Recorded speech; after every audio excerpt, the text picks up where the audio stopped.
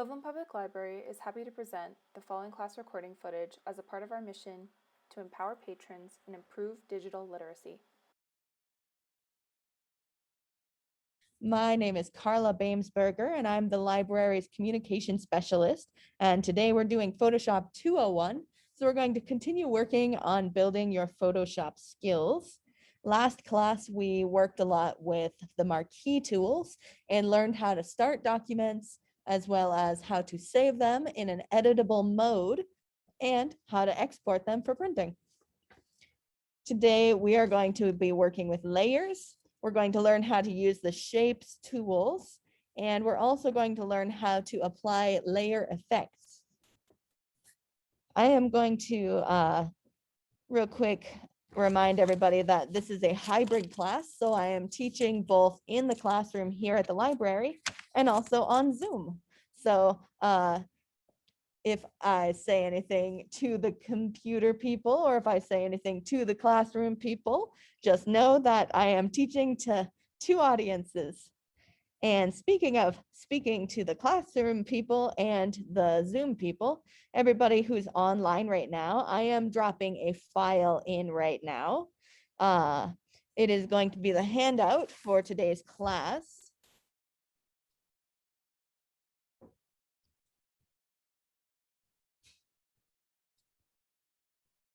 And so that should open as a PDF.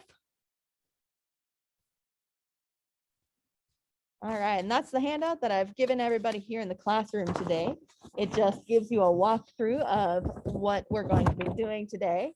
In the middle, you'll find the Photoshop environment. That is the same as it was on our 101 handout. And then on the back, you're going to find keyboard shortcuts. One of the ways to work faster in Photoshop is to start getting familiar with some of the keyboard shortcuts. My favorite shortcuts are the ones that open tools.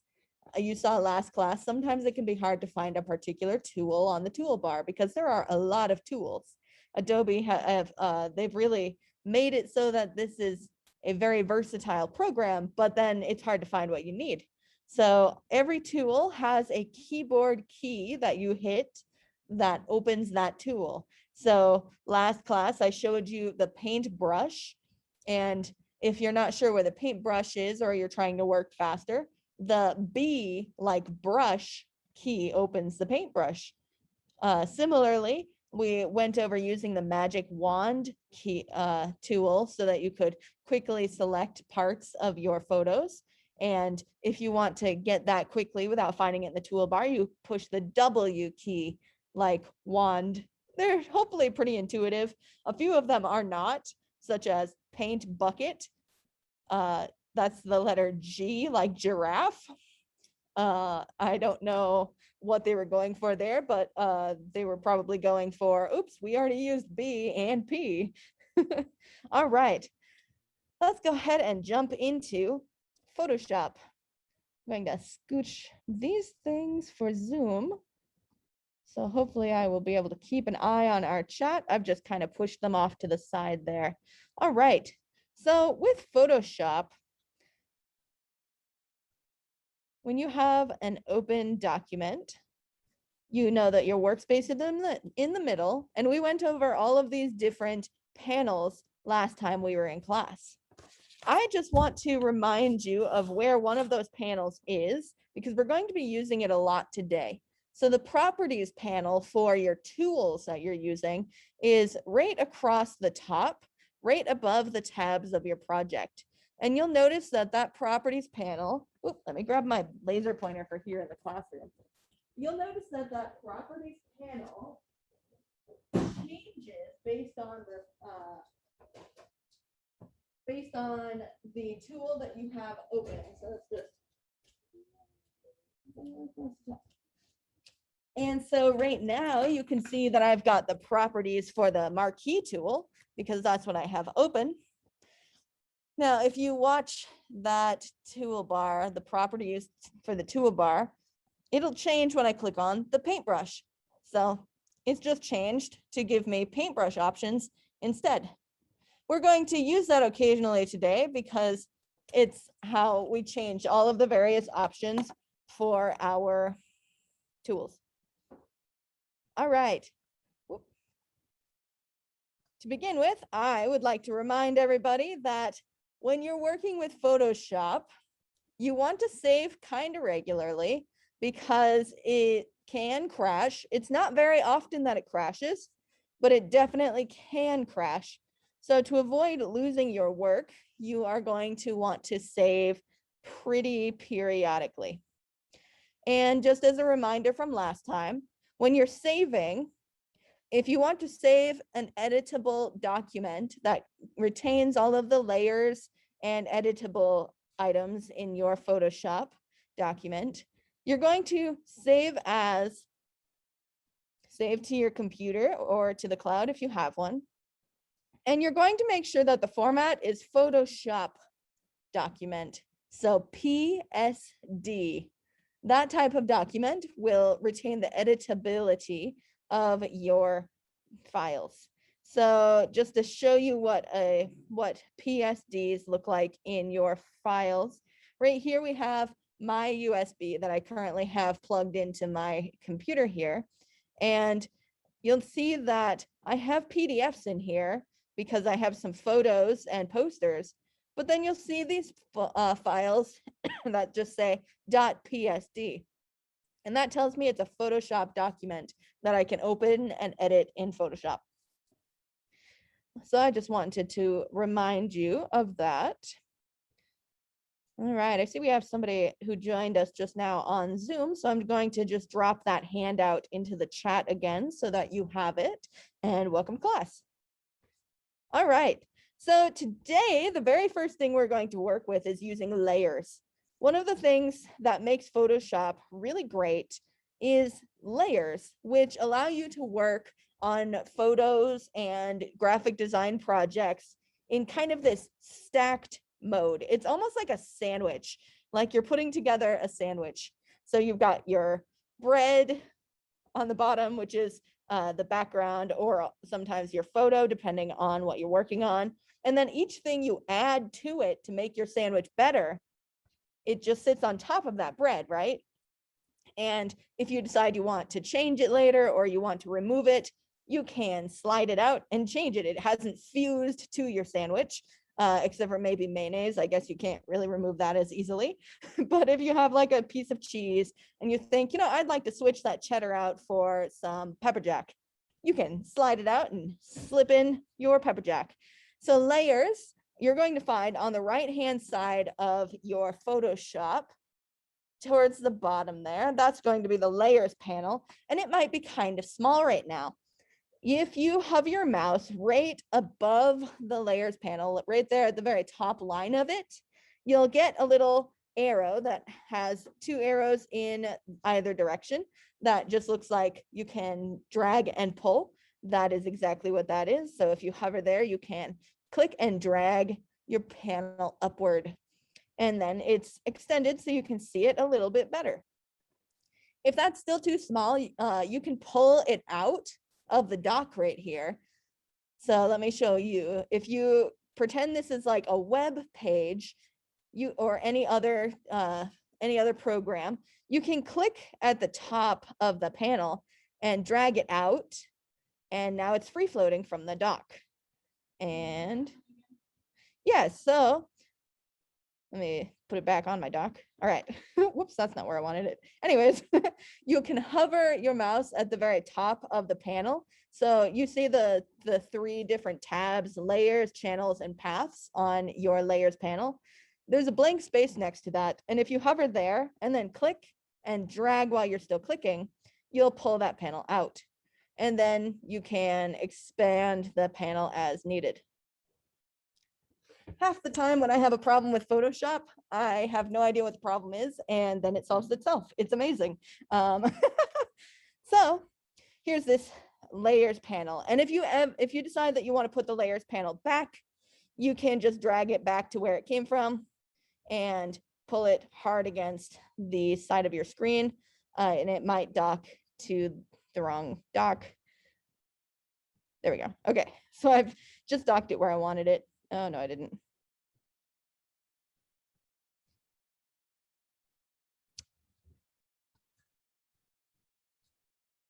want you to dock here. Every now and then getting your dock to dock where you want it to is a little bit challenging. Boom. Okay. So now it's back. You'll see I have some extra workspace, some extra tool spaces here that I kind of don't want because it made my workspace really small. So I'm just going to go up to the top and really small in the upper right corner of any of your tool spaces. You're going to find two teeny tiny arrows that are pointing kind of towards the edge of your screen. I can click that to minimize and expand various tool spaces. So I'm gonna minimize that one that I just created because I didn't really want it. All right. So taking a look at the layers, I'm gonna drag mine out so that y'all can see it a little bit better. So if you leave yours to the side, that's also fine. Most people will leave it there so that it's easier to work in the Photoshop environment. So taking a look at this layers panel, you'll probably notice that you only have one thing in there. Yours probably looks like a little bit more like this, but still with only one thing. And that's because Photoshop will start you out with only one layer. That's going to be the background layer if you opened a blank document, or the photo layer if you opened Photoshop from a photo directly without starting a new layer, without starting a new project first. And each of these layers are highly editable from each other. That's one of the things that we like, is that we can experiment and change things in our photo. And if we don't like it, or we messed it up in some way, we can delete just one layer where we made that big mistake, and it's going to be fixed. So taking a look here, you'll notice that in the layers panel, across the bottom, you have a trash can that deletes a layer. So don't delete your layers unless you want to get rid of them.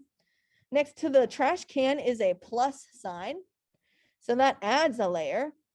So when I click on that, you'll see new layers appearing. I'm going to Command Z to get rid of those, undoing them. Next to that is create a group. We're not going to go over creating groups today, but just so you know, that's what that little folder is. Then there's create new fill or adjustment layer. We touched on that briefly at the end of the last class, but we're going to touch on it again here at the beginning of this class once we're done going over layers. Next to that is add layer mask. We're not going over layer masks today, but they are a handy thing to be able to use. So you'll find some tutorials that'll say, you're going to use a layer mask here.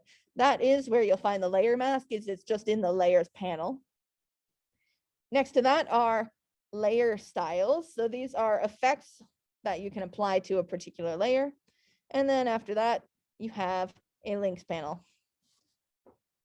Now, above that, you'll see, of course, the layer space, which shows you all of the layers you have. The document that I have open here has quite a few different layers. So if I had a different document open, it'll look a little bit more like what you all have, where you have a background and a photo, or just a photo if you open from the photo directly. So you'll see that I just have two layers. A lot of the time, the background layer will be locked so that you can't mess with it. You'll see a little bolt, a little padlock over in the right corner of any locked panels. And those are just panels that are layers that you cannot edit. You can unlock them by clicking on that padlock if you would like to make a layer editable. Another thing that you'll notice over here in this panel is that next to each of the small icons of the layers, there's a little eyeball. The eyeball just makes a layer invisible. That layer is still there, but it's invisible. So that can be kind of handy if you're working with a layer that's underneath a layer and you can't see what you're doing because you've got stuff on top of it. You can make invisible any of the layers that are blocking you, and then you can make them revisible later. All right. You'll also notice that each layer has a tiny icon that kind of shows you what is on that layer. That's just to help you keep track of your layers. And that way, if you are working with a project that has many layers like this one, it is easier to know what is on each layer. This one doesn't have any good icons. Well, if this had good icons, then I could use that to see what was on each layer.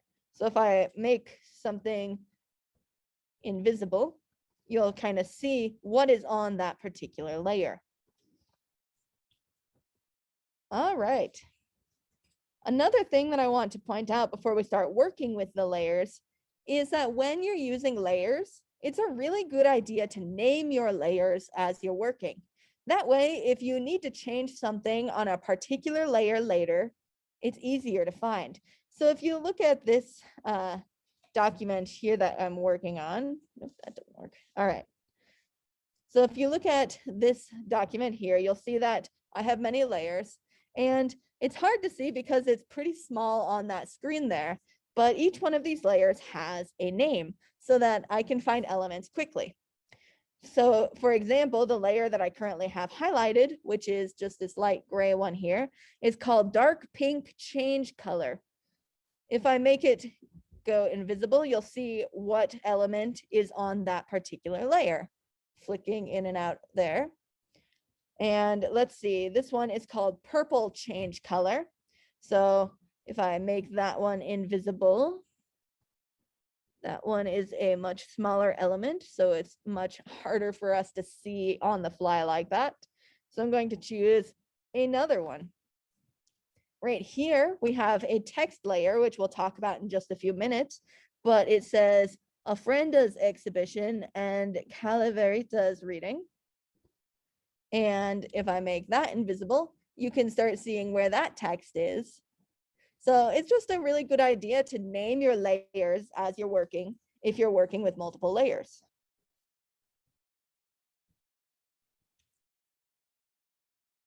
All right.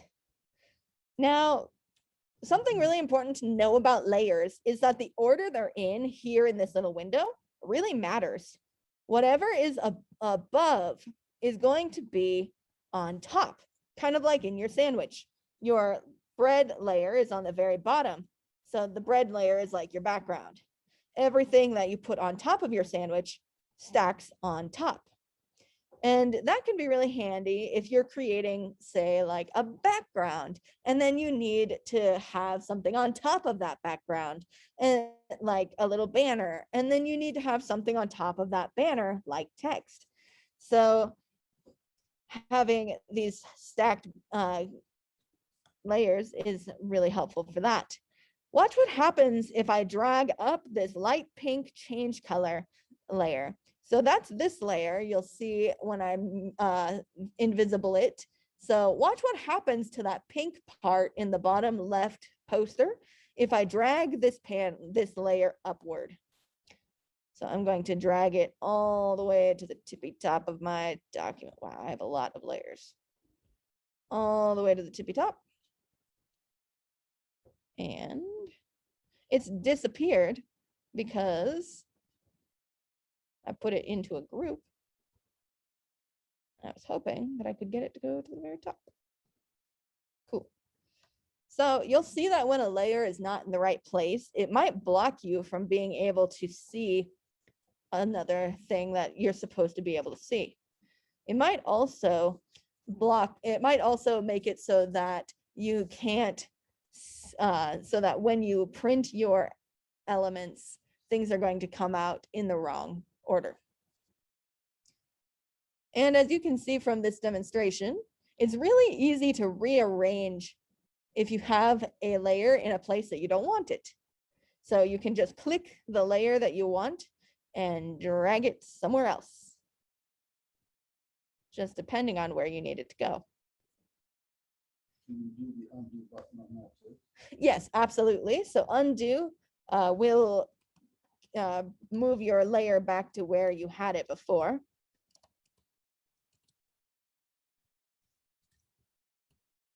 And there we go, it's back, kind of. All right. Okay, let's play with layers a little bit. So what we're going to do is we're going to go to a photo. So go ahead and have your photo pulled up. So right now I'm making a project, and let's say I would like to have another, let's say I would like to put in another photo here. So I'm going to go ahead and put in another photo, which is going to add another layer. I lost my layers panel. All right. If you ever wind up losing your layers panel entirely, because sometimes that happens, you can go up into window and find layers, make sure it's checked, and you should have your layers panel here. All right. So I am going to tuck this back into this side space here because I would like to be able to work a little bit easier without it being in my way. All right, so I've just put my layers panel back. You'll see that I have 2 photos in here already. So I've got 3 layers, the background layer, the thread lined up in a box, photo layer, and then the summer shot of the library sign outside layer. And if I wanted to, I could drag one of those layers under the other, and you'll see that my layer just hid it underneath my other layers. So I don't really want to do that. I'm going to bring that layer back to the top because that's where I need it. And we're going to create another layer by putting a new photo in here. So go up to File and select Place Embedded. So last time we talked about the difference between place embedded and place linked. So we're going to place embedded, and we're going to go to whatever location has the photos that you saved earlier. If you're working on your own device, of course, you can tap into whatever photos are on your device. For me, I'm going into this USB storage that I have plugged into this computer and going to where I saved my photos. Whoops, that's the wrong folder. And I'm going to go ahead and grab a photo. So I've just placed my photo, and just like we discussed in last week, in the last class on Tuesday, you'll see that there's this blue X on it that indicates that I am still free transforming. So I can resize this by hovering over the corner and getting that little drag the corners. There was a recent update in the last few years on Photoshop that changed how resizing works. So if you're watching tutorials, some of them are going to tell you to press and hold Shift and then drag the corners. The reason that they do that is because it used to be that Photoshop would only scale something in an even way if you held Shift. So, right, see, when I click and drag my corner, it scales evenly. Previously, Photoshop would kind of warp it in a weird way like this, and you'd have to be really precise and be very careful about how you resized it. Now, it's just automatic, and you actually have to hold Shift to make it distort like that. All right, so now that I have placed my photo where I want it, I am just going to tap Enter to make that little thing go away. Yeah, so it looks like your document is actually set up really small. Yes, so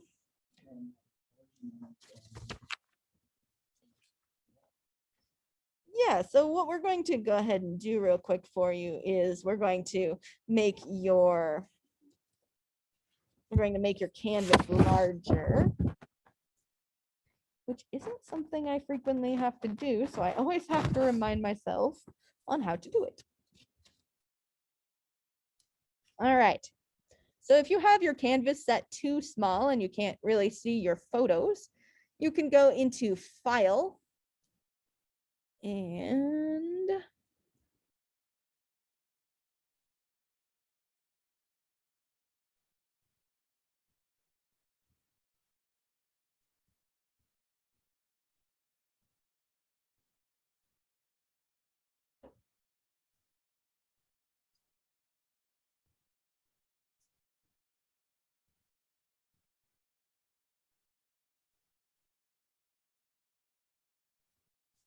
Hang on, I'm reminding myself. This is really easy to do in Illustrator, and that's why I never remember how to do it in Photoshop.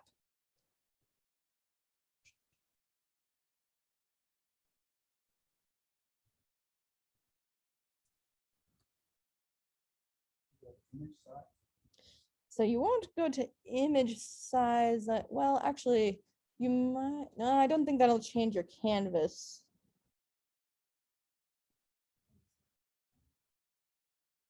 You can, but you don't have to. You can just resize your canvas.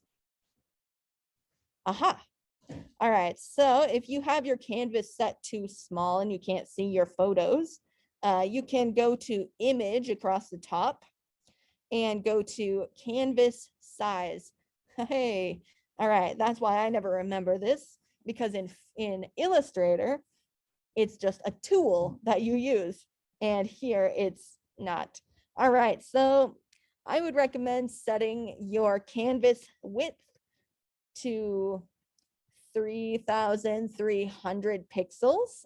If it's working in inches, you might want to do a different number.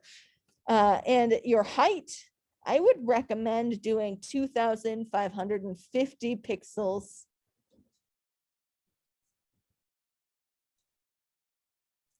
Yep. And if you would rather work in inches, there's just a drop down next to your width and height, which changes it to inches. Yep, image, canvas size. Super easy if you're not looking for a tool.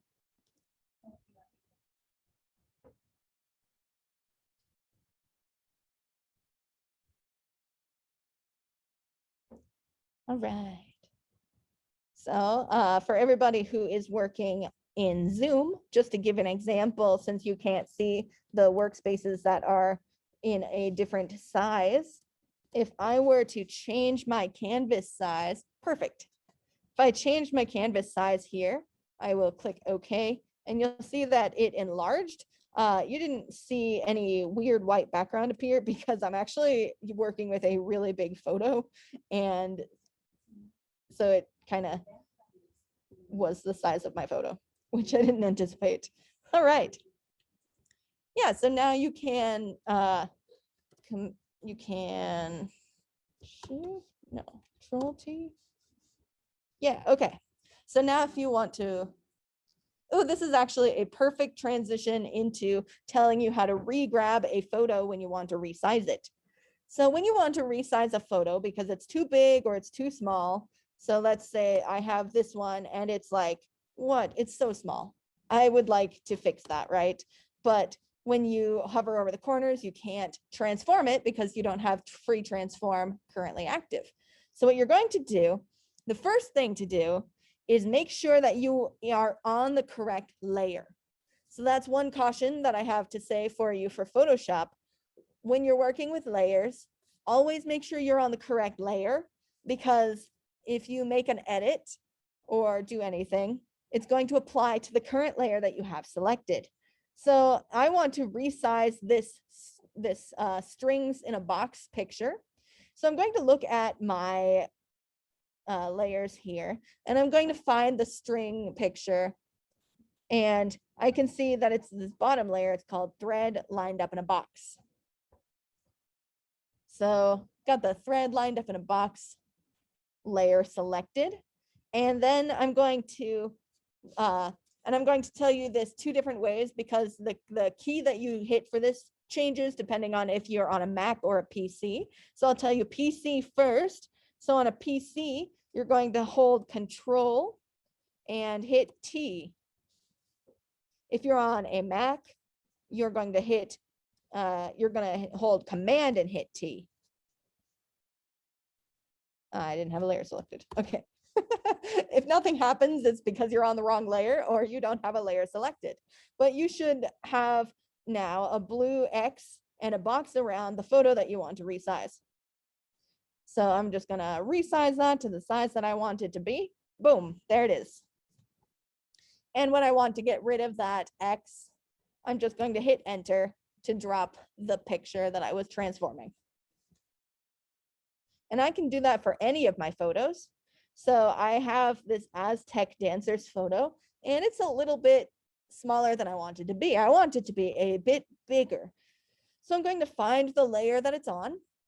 Fortunately, all of my layers are named because all of my photos were named. So I'm going to find the layer. This one says Aztec Dancers PIC. So pick. I'm going to click on that layer so that it's gray like that. And then I'm going to hold Command on a Mac or Control on a PC and hit that T for transform again. And then I can make it bigger or smaller as I want to. All right, we have a question here in the chat. Do you have to crop a picture before you add it? No, you do not need to crop a picture before you add it. There are ways to do that, and we can discuss that at the end of our class today, because it's going to require a much bigger explanation. All right, so hold that thought, because there's a way to crop it. All right, so continuing on with layers, now we know how to choose the layer that we want to work with, and we know what happens when we arrange layers. So it's also important to make sure that you have the correct layer grabbed when you want to move something, because sometimes it'll be a little bit hard to move something depending on how you have your layers set up. All right. So yeah, so go ahead and click tap enter to drop the photo. Perfect. All right. So now we've got some new layers, and I want to show you how to name a layer, because I've been talking about how convenient it is when you have them all named. All of my layers are photo layers, so they're automatically named what my photo file is called. But let's say you just have a bunch of photos that don't have a particular name. They are all fresh off of your camera. They all have these long number codes because they were just numbers assigned by your camera. So what you're going to do is go hover over your layer panel and find the layer that you want to rename. And you're going to double click on the name of that layer. You should get a blue highlight on that layer's name. And now you can rename the layer something smart, something that will help you identify that layer later. So I've just renamed my layer in a way that's not really going to help me identify which layer I'm looking for, because it doesn't describe what it is anymore. So usually when I'm working with layers, I will try to name it something descriptive that'll help me follow along with myself. The next thing that I would like to go over is adding and removing a layer other than through a photo. So let's say that you have a specific thing that you want to do with a layer, and you need a new layer in order to be able to do it. So you're not trying to add something right now like a photo like we just did. You just want to add another layer. So here in the layers panel, there's a square with a plus sign in it. That's just create new layer. And I demonstrated that briefly earlier when I was showing you how to use this panel. So if you just tap on that plus sign inside of the box, it'll create some new layers that you can then work with for whatever you need them for. Earlier, I told you about locking and unlocking layers. If you want to lock a layer, because I showed you how to unlock it, is to click that little padlock. Well, let's say you have a layer that you don't want to mess with because it was a really hard layer to do anything with, or maybe the layer's in your way and you keep messing up by clicking on it by accident. There are a bunch of different reasons to lock a layer. You're going to go up here to the top of your layers panel, just under that little tab part that says layers, and you'll see a few different tools in 3 different lines. That bottom line there, just above the layers names, has a padlock in it. So you are going to use that little padlock, and it locks a layer. So I've just locked the layer. It'll lock the current layer that you've clicked on. So make sure that you have selected the layer that you meant to lock. So I'm going to unlock these layers because we're probably going to be using them quite a bit. And then the last thing I want to tell you about is, or there are two things. One is deleting layers, and we're going to do that now because I've created these 3 layers, 1 through 3, that I really don't want. So I'm going to delete them. So I'm going to click on the one I want to delete. And right here at the bottom of the layers panel, you will see a little trash can in the bottom right-hand corner. I'm going to click on the trash can. It's going to ask me if I'm really sure I want to delete that, because why would you want to delete a layer? What if you need that layer? I don't. So I'm going to click yes. And then I'm going to do it again on layer 2 and one more time on layer 1 because I really don't want those 3 layers. And now they're gone. When you delete a layer, it's gone. You can't get it back unless you undo. But if you've already done a bunch of other cool things in your project, you don't want to undo all of that. So just be aware that if you delete a layer, it is gone. Sometimes if I have a layer that I think I might want to delete, but I'm not sure, I will just make it invisible for a few hours while I decide if I really didn't want it. And there have been times when I was really glad I did because then I needed that layer. All right. So working with layers can be really good, especially if you're trying to make photo collages and things like that. I know we had some people who are creating photo collages and photo album pages and stuff. So now you know how to work with those. And the last thing about layers that I want to show you before we go into photo adjustments is that you can change the opacity of a layer. So the opacity, if you're not familiar with the word opaque, is how see-through it is. So think of like a sheer piece of fabric, something that you can see through versus something you cannot see through. Your layers are all going to be set at 100% opacity, which means that they're not see-through at all. Occasionally, you might want to set it with a lower opacity because you had a really cool creative idea and you want to be able to see through one of your photos. So I'm going to change the opacity of that sign photo that I have there, the Center Library Municipal Building sign. So what you're going to do is just above where you found the padlock, you're going to find layer opacity drop down. So you'll see one drop down that says normal and the second drop down that says opacity. And that'll pull up this slider. If you slide it back and forth, you'll see the opacity of your picture changing. So I can kind of make this photo, this part of the photo look kind of ghostly. I'm going to set that back to 100% because that kind of made that photo hard to see. I could also do this to my thread photo if I feel like it's just way too loud for the photos that I'm put on top of it. I can go ahead and reduce the opacity of that one to make it a little bit easier to see the photos that are on top of it. So now it's kind of faded. All right, so that is how to change the opacity of a layer. Whoops. Now what I want to do is I want to just recap what we did at the very end of class last time, because now we know layers, so that will be a little bit more understandable. So what we're going to do is we're going to create adjustment layers to edit a photo on the fly. So I've pulled up this photo that I know needs some editing. It's got a lot of really heavy shadows and the coloring's not amazing. And I'd like to fix that. So let me put that here in the center of our screen. All right. So I'm going to use what's called an adjustment layer. And that's in the layers panel here. It looks like a little half moon. It's a little circle that's black and white. If you've ever had a black and white cookie, it's like that too. So if you click on that, you'll get this menu that has all of these different options. We're not going to go over all of these different options. That's something for you to play with later and have some fun learning about. But I am going to demonstrate how to use these. And they each kind of have their own uses depending on what they are. All right, so let's say I would like to increase the exposure of this photo because it's not very bright.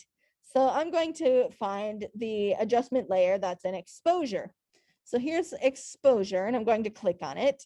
And let me pull this out of here because this opens a properties panel. So on your computers, if you still have your layer nested down here, you'll notice when you add the exposure adjustment layer that the properties panel directly above the layers panel suddenly gets some options, and they are specifically related to this adjustment layer that we've applied.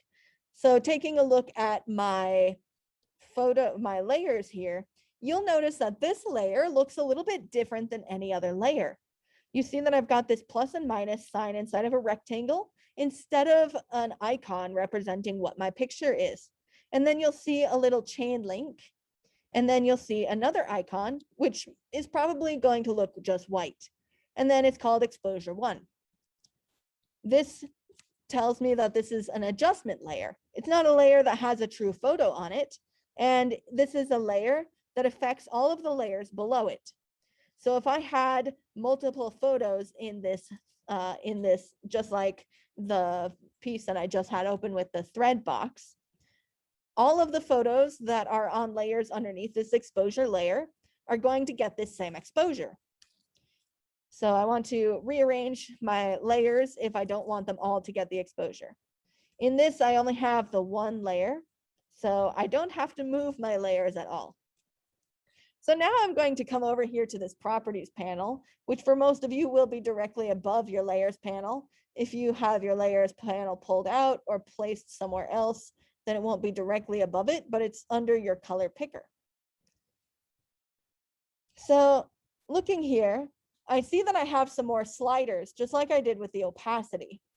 And I can change those sliders. I see this first one is called exposure. So I'm going to slide that slider to see what it does. It brightens and darkens my photo. So I'm going to brighten my photo to a level that I think looks nice. And that's going to be good for that. Now, I still want to make some edits to this photo. So I'm going to add another adjustment layer. I don't know why this is doing me some business. Okay. We're just going to pull that out again. Okay. I have a lot of trouble redocking the layers panel. So we're going to add another adjustment layer because you know what? I think it would be kind of cool if we gave this picture a colored tint. So I'm going to go down here and make another adjustment layer. I'm going to look for hue and saturation. No, I'm going to look for color balance. No, I want hue and saturation for this one. All right, so I'm going to select hue and saturation. And you'll see over here on the right in the layers property panel again, I have some new options because I've just created a new adjustment layer, which you can see in the layers panel. So this is the hue and saturation panel. If I increase the saturation, you'll see my colors becoming really vivid. Now they're way too vivid.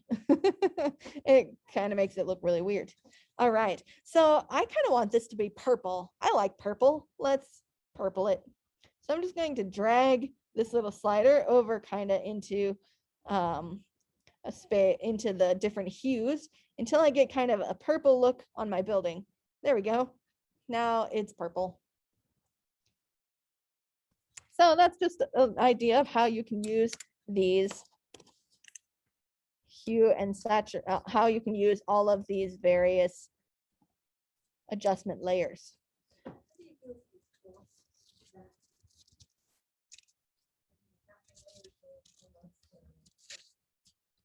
Yeah, no problem. So we've got a question here in the classroom asking how to get back a panel that you've lost. That is a really good question. If you ever lose a panel or you've got a weird layout going on and you're just having trouble working with it because you just want Photoshop to be normal, you can go up to Window across the top and go to Workspace, which is just the second option. And then you'll see Essentials is checked. That is the basic workspace. So you can click on Essentials and it should reset. If it doesn't reset, you can click on a different one like 3D. All right. And then you can go back into workspace and select essentials again. In theory, it should reset it. It's not resetting that. Oh, because you need to reset the essentials in Photoshop. My apologies. This is another thing that's slightly different in Illustrator. So further down than the essentials that's checked, you'll see reset essentials, and you can reset everything. So now I will no longer be struggling with the undocked layers panel. And I no longer have those extra panels that I had activated by accident by moving my layers panel all over the place. Now we have a question in Zoom. My exposure and vibrance choices on the adjustment panel are not highlighted like the others. That might be that you have a different type of layer selected, just depending. So if you look into your layers that you've added, your adjustment layers, you'll see the name of the type of adjustment layer right here. So I've got one exposure layer, and when I click on it, I get the exposure options. And I have one hue and saturation layer. And when I click on it, I get these hue and saturation options. So hopefully that helps you find the options that you were looking for. All right. So that's a little bit more on using layers. This is really a very handy thing to be able to use so that you can just do some quick photo edits on the fly.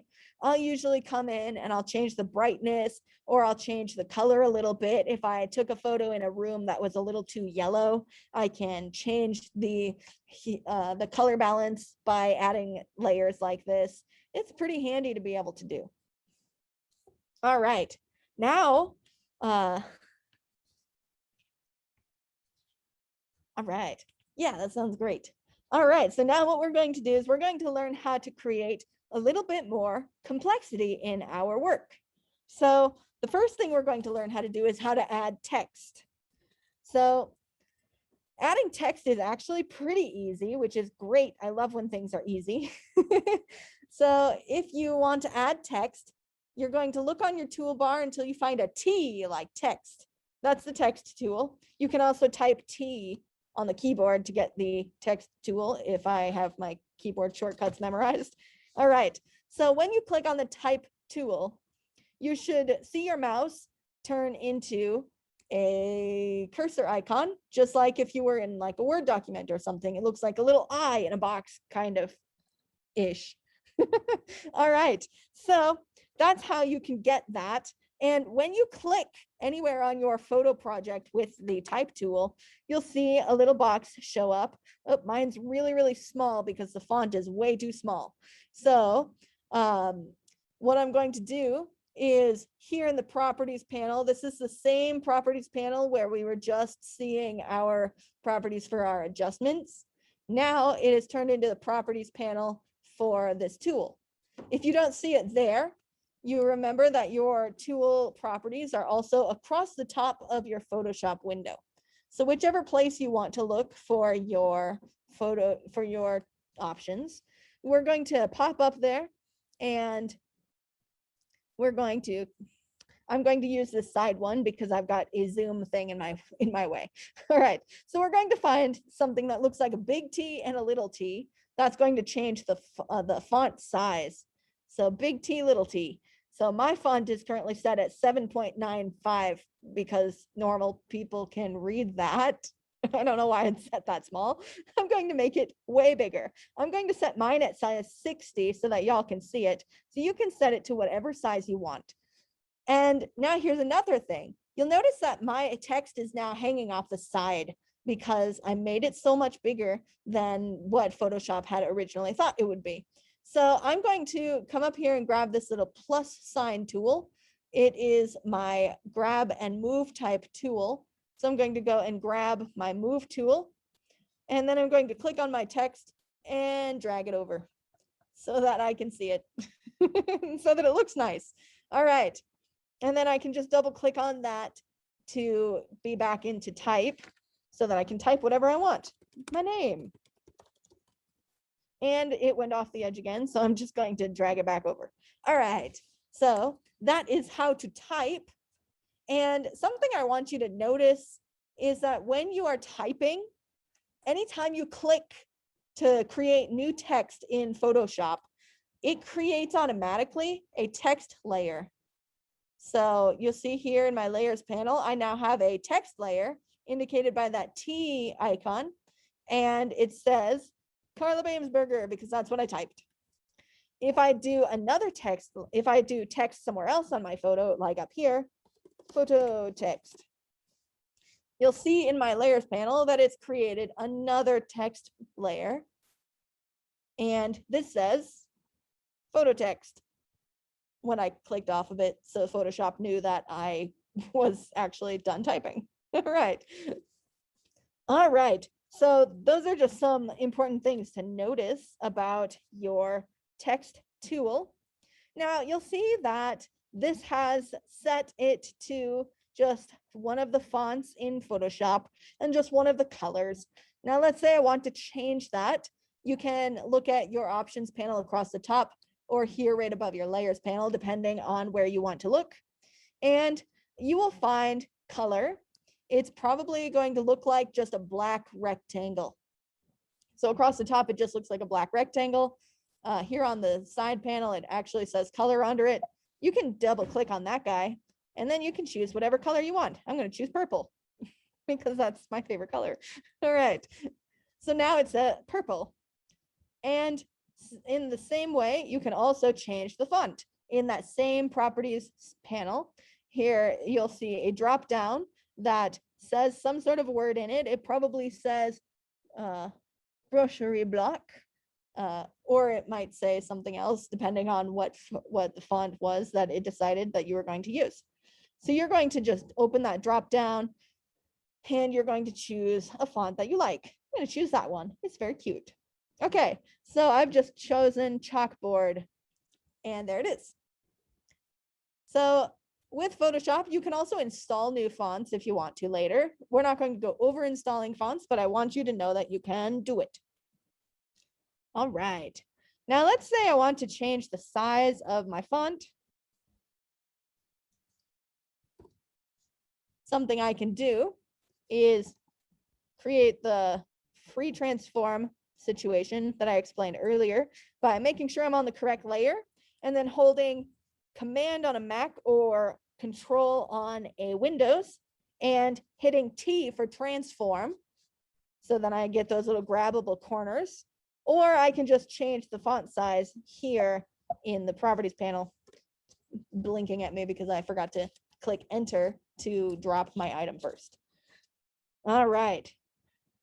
Now, the next thing you want to pay attention to is that there's paragraph styles in Photoshop. So right here at the bottom of your properties panel here on the side, you'll notice something that looks a lot like something you've probably seen in your emails or Word documents or something like that, where you've got these align to the sides and to the center, just depending on what you need to do. That might matter more if you have a paragraph instead of just an entire one sentence. So if I have more text here, then I can align it depending on what I'm thinking I need. I usually keep mine centered. All right. Now, the last thing I want to show you with the text tool. Oh, it's not the last thing, but another thing I want to show you with the text tool is that the text tool also has a vertical text. So it's typically set to horizontal typing, but if you want to do something creative, you can set it to vertical. So if you hover over your text tool here on the side, the one that looks like a T, if you right click on it, you'll see the nested tools that are underneath it. We talked a lot about the nested tools last class.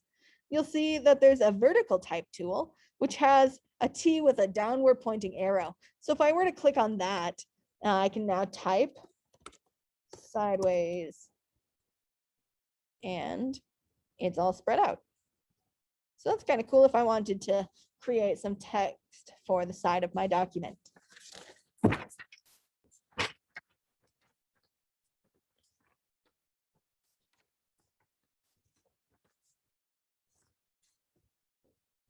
All right. Now, earlier I pointed out that each of these texts, every time you lay down new text, it creates a new layer.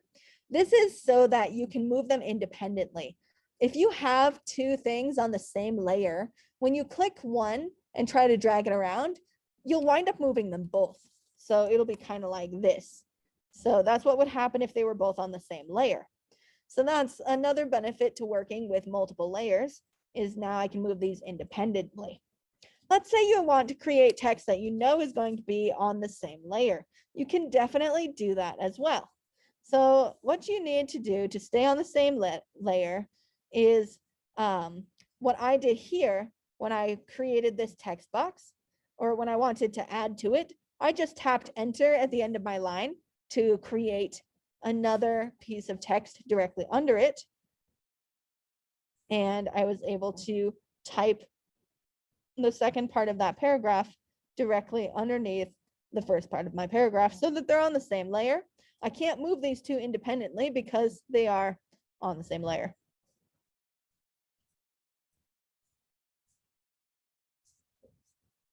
All right. And then, of course, the last thing I want to go over is, let's say you want to create longer text.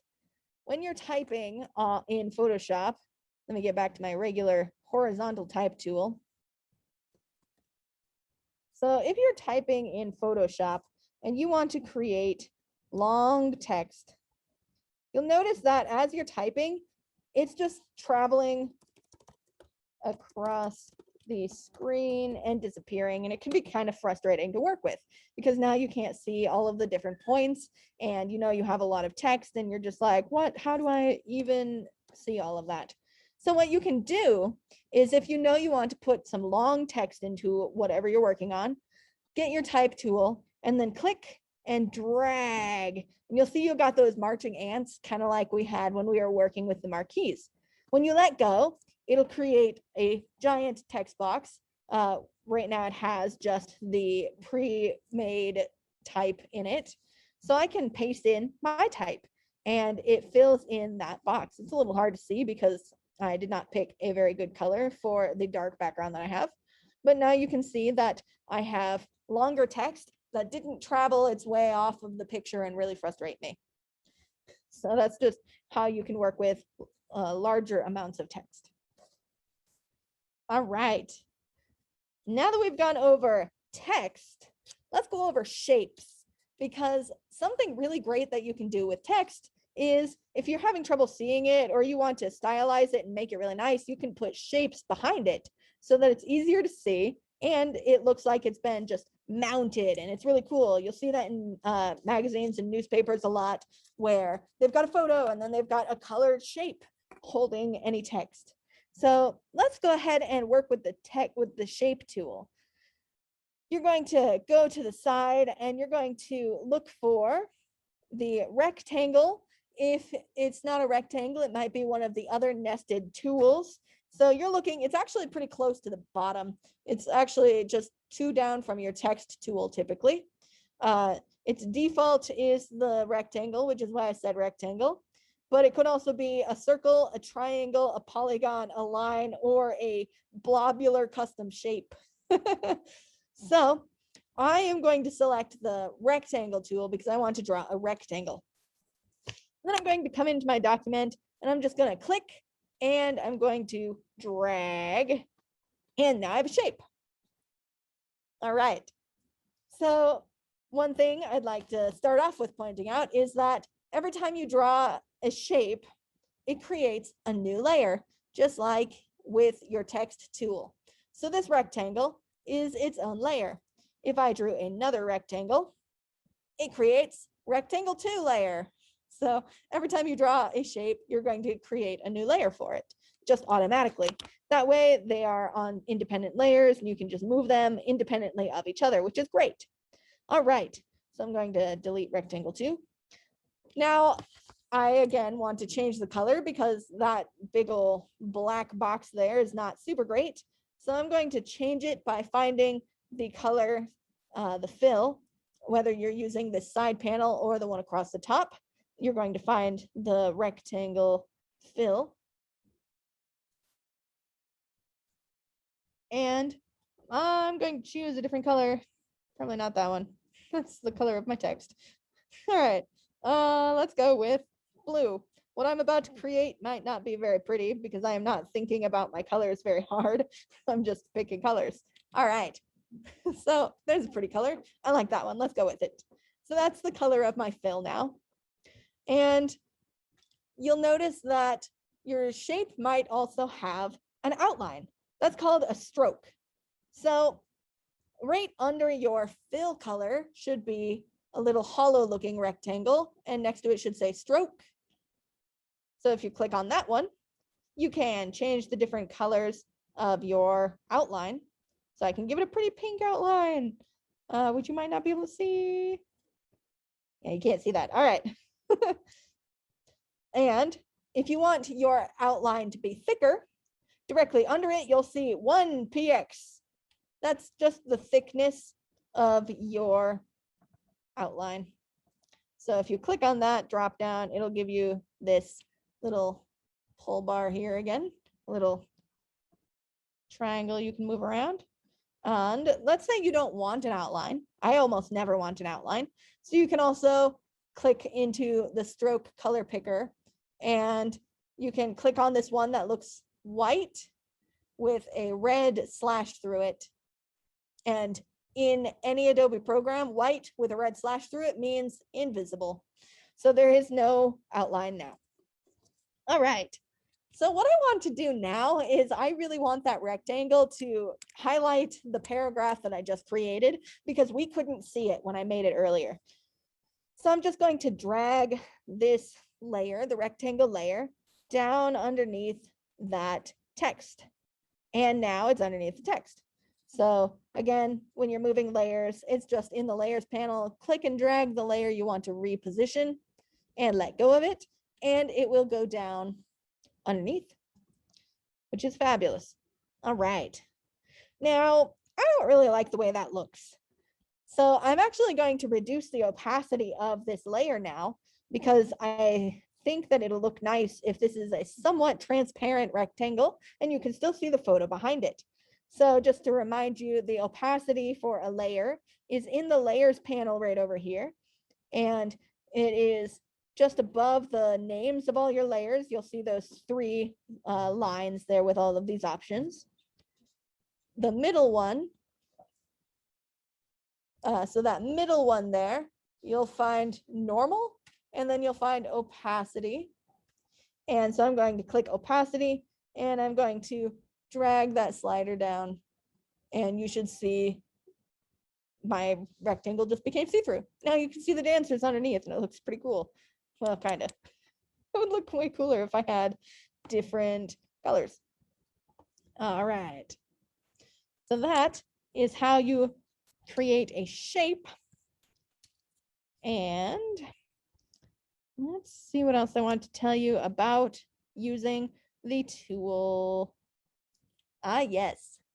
So last class, we went over the pen tool briefly, and I pointed out that there's a thing in Photoshop called a path that you can draw as well. And we're not going over paths, but know that a path is something invisible, but it looks visible until it's not.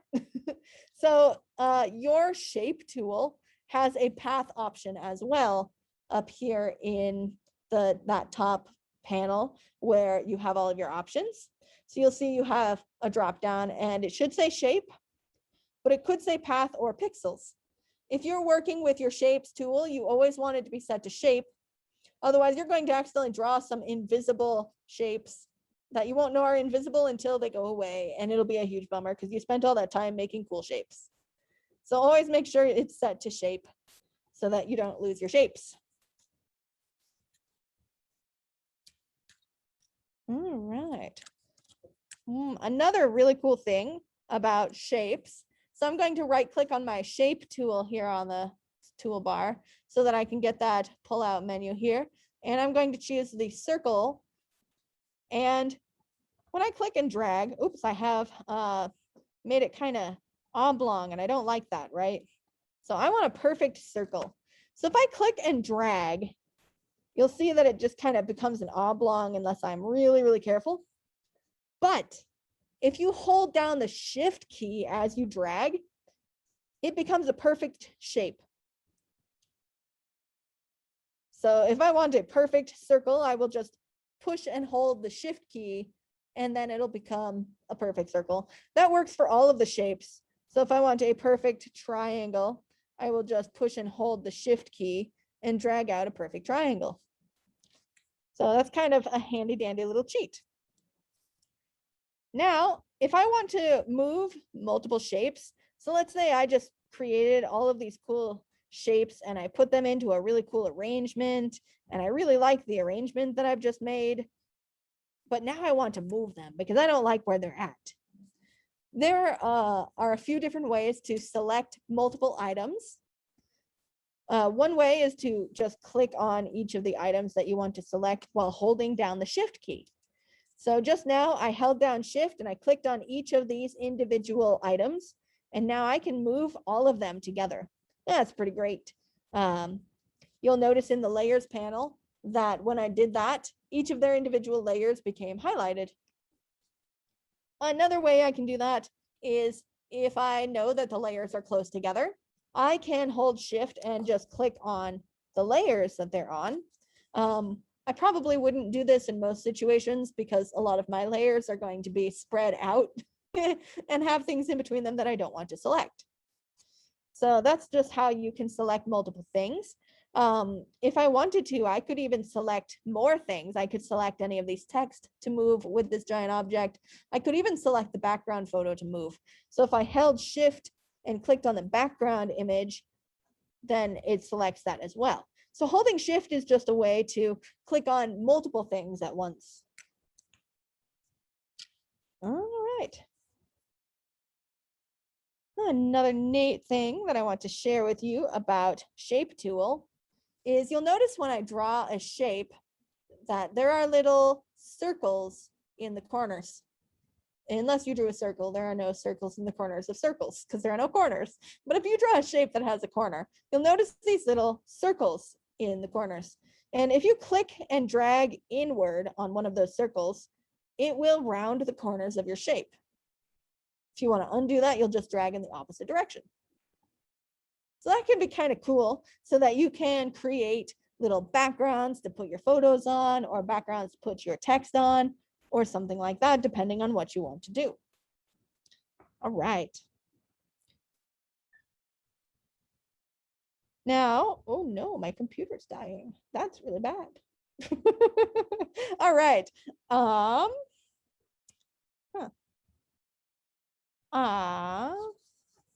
Let's see.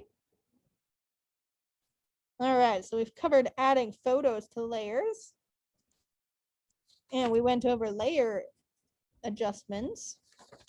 All right, I have one more thing to share with you, and then I'm going to end class just a little bit early so that we don't lose our Zoom participants and so that we don't lose our ability to look at Photoshop, since my computer has about 5% left of its battery unexpectedly. All right, I will. Let's see. So we are going to go over how to create an effect layer. So effect layers are pretty cool. Hang on, let me delete all of these extra layers that I created because that's a lot of things in front of what we're trying to do here. All right. So effect layers are kind of like the adjustment layers we were doing earlier. So they're right here in your layers panel. You'll see this FX. That's the effects layers. So if I click on that, I get this cool pull-up menu, and you'll see things like blending options, bevels, strokes, inner shadows, inner glows, satinizing, color overlay, just a lot of really cool things. And these just apply fun effects to your photos. And these just kind of take some getting used to. If you really think that you want to use one to apply an effect to a photo, you can experiment with it, play with it. If you want to, you can also look up tutorials. So if I click on satin, you will see that I get a new window here, which gives me a bunch of options for this. So you'll see I have some new sliders depending on which one I clicked on. So this adjusts the distance of that, or I can change this to vivid lighting. Whoa, that was weird. See, it's really fun to play with. And I can change the angle of it. Can't see that because of the thing I turned it to. All right. Contours. Ooh, that's a fun shape. So is that. Okay. So I can play with that one. Or if I don't like it, once I get something that I like, I'll hit OK to accept the changes. But if I don't like it, I can just click cancel and it won't apply anything. So let's say I want to put in an inner glow to my photo. Let's see. I don't know if you can apply that to a photo actually.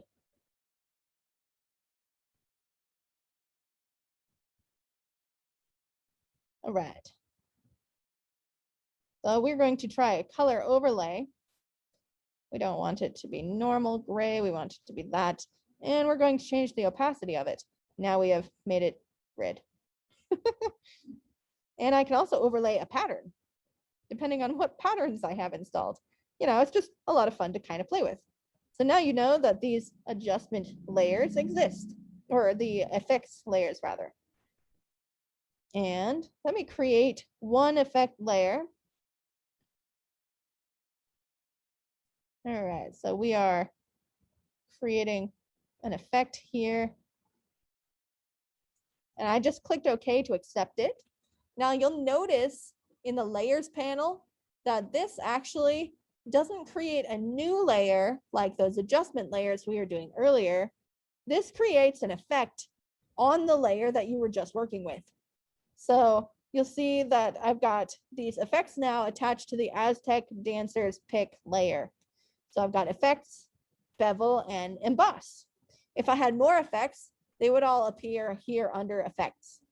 Now, if I wanted to see what my photo looked like without that, I would just click the little eyeball to make it invisible. All right, and that is how to apply effects layers. So I'm going to go ahead and end us now, just so that I can take some questions now in the classroom and also on Zoom. And feel free to stick around and play around. All right, now I think we had somebody on Zoom wanted to do something. Oh, it was cropping. All right, let's see. So there are a few different ways to crop a photo. And I actually usually crop my photos outside of Photoshop. So sometimes I can be a little bit slow to remember the best ways to do it. But one of the ways that you can do it is with this tool.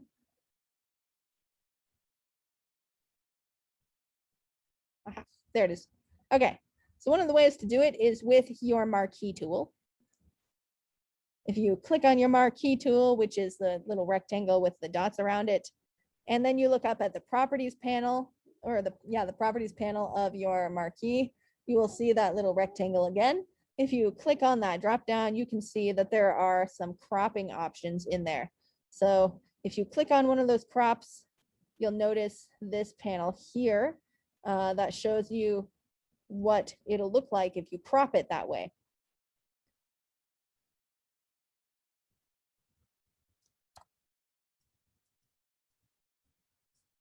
And then you can click to accept. And now you've cropped your picture. You'll see that the photo is still there. Really what it did was resized the canvas.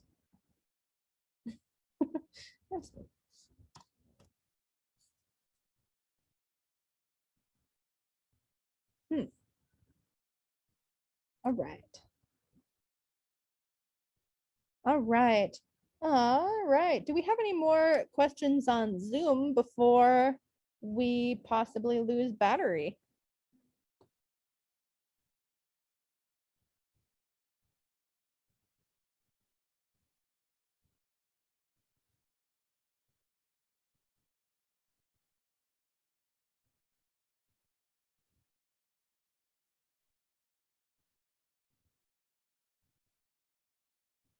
All right, and while anybody in Zoom is typing, possibly if they have questions, do we have any classroom questions?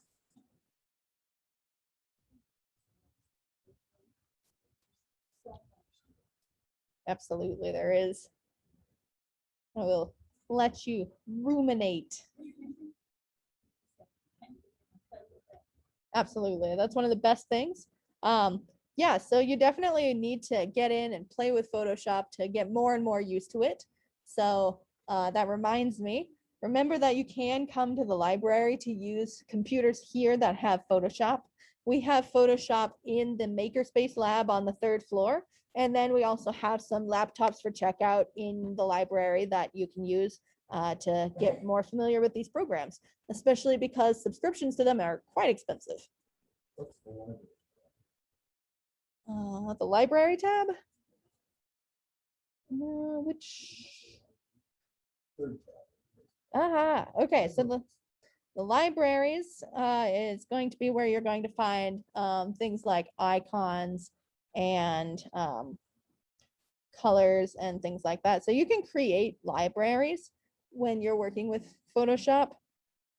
And these libraries can have things like your storage in them, and then you can access it pretty easily. It just makes working between different projects easier.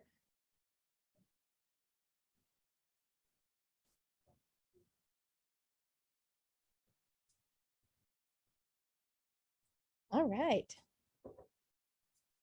All right, everybody here on Zoom. If you don't have any questions, I'm going to close Zoom here in just a few minutes, just to make sure that the battery doesn't die. I've got 2% left, and I don't want to just unexpectedly lose you while I'm talking to you. So thank you so much for coming to class today. I apologize for the unexpected battery interruption here in the last few minutes. See you all later.